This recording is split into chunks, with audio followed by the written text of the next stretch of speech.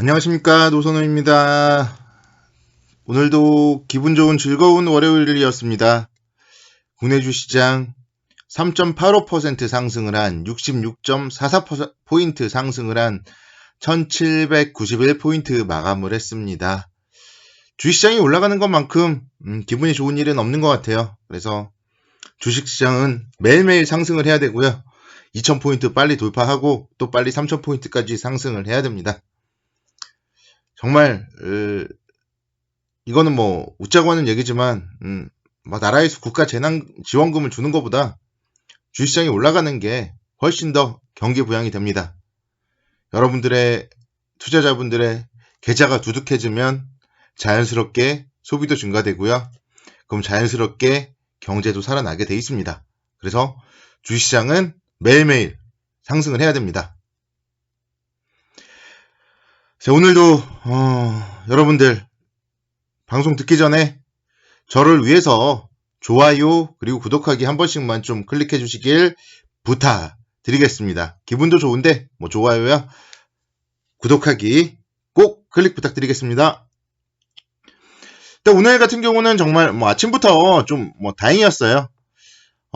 주말에 미국 시장이 하락을 했는데 오늘 아침에 코스피는 1.15% 갭 상승 출발을 했습니다. 1745포인트 정도 출발했고요. 미국 내 코로나19 사망자 수가 주말에 좀 감소세를 보였다는 소식, 그리고 아침에 그러니까 미국 시장 마감보다는 아침에 출발하는 미국 지수 선물이 더 요즘은 영향을 더 많이 받는 것 같아요.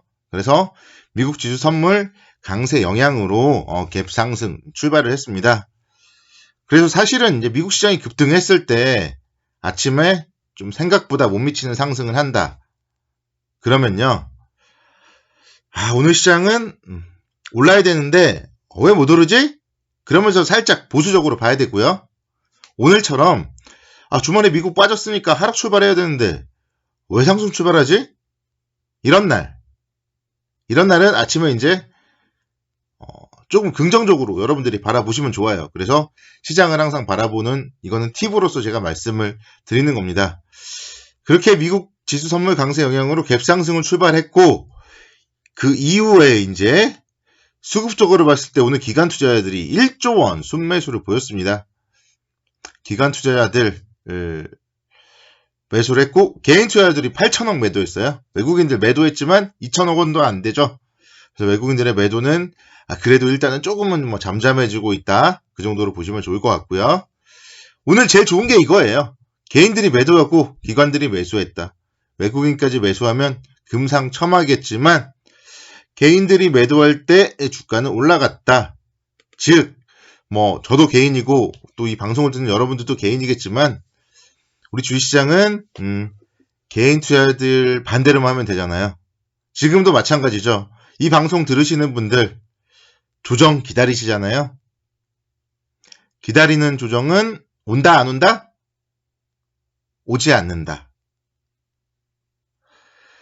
지금 저도 사실은 1700선 이상에서 한번 일부라도 차익 실현하자 이러면서 좀 추가 상승에 대한 경계감을 살짝 드러낸 적도 있는데요. 그럼에도 불구하고 주가가 빠지지 않죠.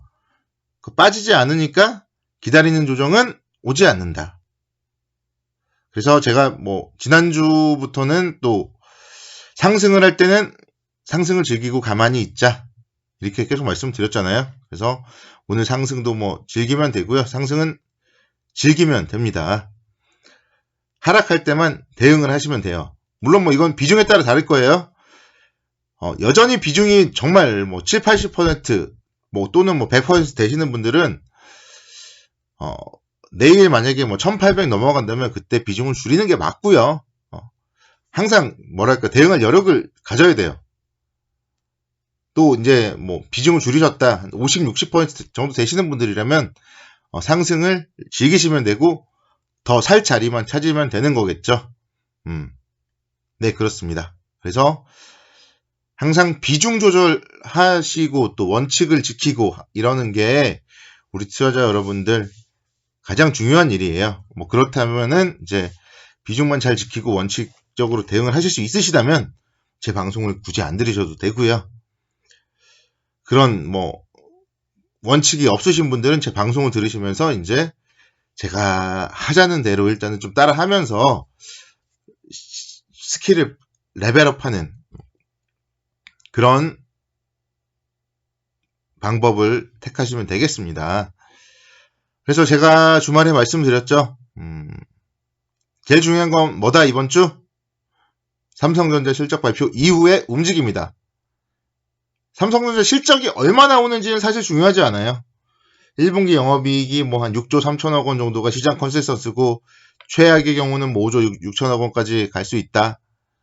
뭐 이게 중요한 건 아니에요. 그 이후에 발표를 하고 나서 주가가 어떻게 움직이는지가 중요한 겁니다. 그래서 내일 제일 중요한 건 삼성전자예요.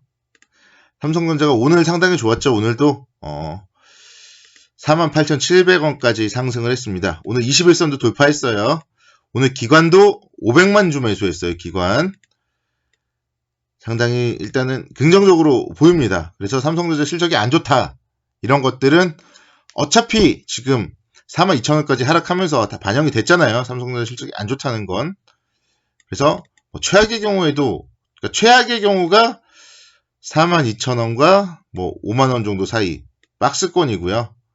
이제 최선의 경우는 이제 5만원을 뚫고 다시 한번 121선 라인이 있는 53,000원대 또는 뭐 61선 라인이 있는 55,000원대까지 주가가 상승을 하는 게 이제 최선입니다.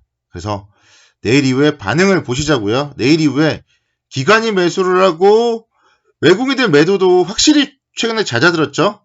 매도가 줄어들고 있다가 금요일날 매수했고 오늘도 조금 매도했습니다. 그래서 확실히 외국인 매도 잦아들었어요. 그래서 내일 이후에 기관과 외국인이 매수한다.